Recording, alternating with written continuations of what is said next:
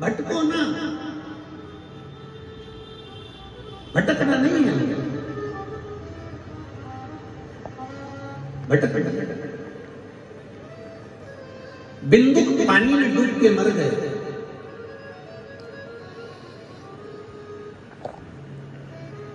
पानी में डूब गया, मर गया, प्राण छूट गया, प्रेत की योनि में पड़ गया। मुक्ति कैसे हो? बिंदु की जो पत्नी थी चंचुला देवी,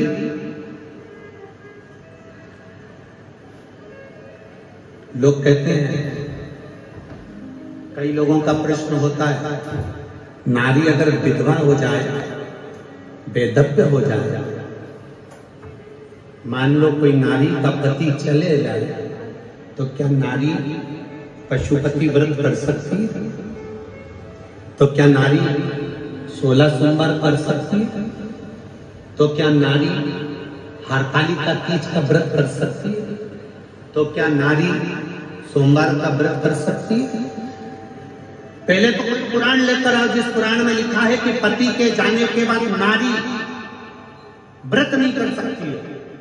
ऐसी कोई पुराण बता दो जिस पुराण में लिखा हो कि पति के जाने के बाद नारी शंकर की आराधना नहीं कर सकती। ऐसी कोई पुराण लेकर आओ जिसमें लिखा हो कि पति के जाने के बाद या पत्नी के जाने के बाद भगवान का भजन नहीं होता हो, व्रत नहीं होता हो, उपास नहीं होता हो।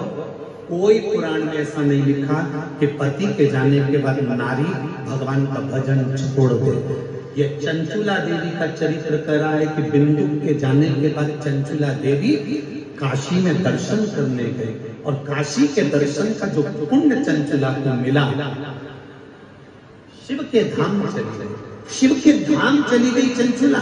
और शंकर भगवान के धाम जाने के बाद चंचुला मौन होकर बैठ गई। पार्वती जी ने बार बार पूछा चंचुला देवी से, चंचुला क्या बात है, तू चुप क्यों बैठी रहती है? चंचुला ने कहा, मेरा पति प्रेत योनि में पड़ा है, उसकी मुक्ति नहीं हुई। तू शिव महापुराण की कथा करवाए, किससे करवाए? और कथा करवाए तो करवाए किससे? देव ऋषि नारद से करवाए। नारद को तो श्राप लगा, नारद को श्राप लगा कि ये नारद एक जगह पे नहीं बैठ सकते। ये नारद को श्राप है, नारद एक जगह पर स्थिर नहीं हो सकता, ये नारद को श्राप, नारद को श्राप लगा। एक बार हम इंदौर में कथा करने आए थे, तो उस समय पर किसी ने पूछ लिया था, गुरुजी जैसे भगवान विष्णु कथा में आते हैं, शंकर जी कथा में आते हैं, राम जी कथा में आते हैं, क्या नारद जी भी कथा में आते हैं? हमने कहा आते हैं। तो हम नारद जी को पहचानेंगे कैसे? हमने कहा, जो तुमको बार बार आता जाता दिख जाए, बस सिर पे पल्लू लेके उसके पांव पड़ लेना, वही नारद है। जो बार बार तुम्हें आता जाता दिख जाएगा तो समझ लेना इसमें नारद भरा गया, नारद इसके अंदर प्रवेश कर। नारद को तो श्राप, तो फिर कथा कौन सुनाएगा? तो कहा, शिव जी के परम रसिक शंकर भगवान के परम प्रिय,